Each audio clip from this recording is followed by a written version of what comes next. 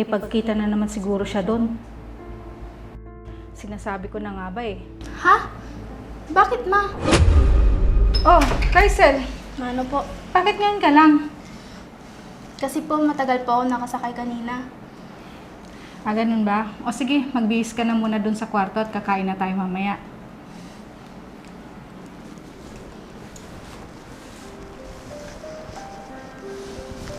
Ma, may sasabihin po pala ako sa inyo.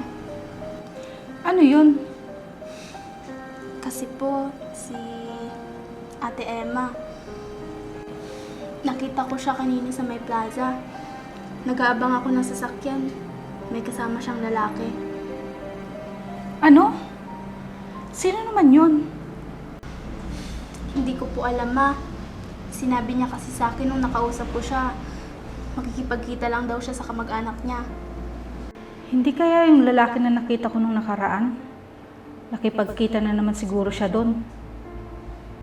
Sinasabi ko na nga ba eh. Ha? Bakit, ma? Wala anak. Siguro, kakilala niya lang yon. Siguro nga po, ma. Sinabi naman po niya na kamag-anak niya yon. Ama, pasok po muna ako sa kwarto para makapagbihis. O sige anak. Mukhang madalas na silang nakikita ng lalaking yun. Naaawa lang ako sa anak ko. Bakit kailangan pa niyang lokohin si Brian?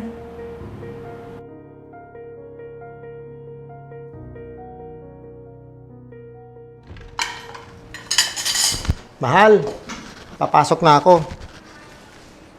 O sige mahal, mag-iingat ka. Siya nga pala si Rysel. Di ba sasabay sa akin? Wala daw siyang pasok ngayon. Siya nga pala si Brian, bukas darating na. Mabuti naman. Kumusta naman sila ni Emma? Naayos na ba nila yung pagpapakasal nila? Hindi ko alam. Sana nga, hindi ko na sila pinayagan magpakasal.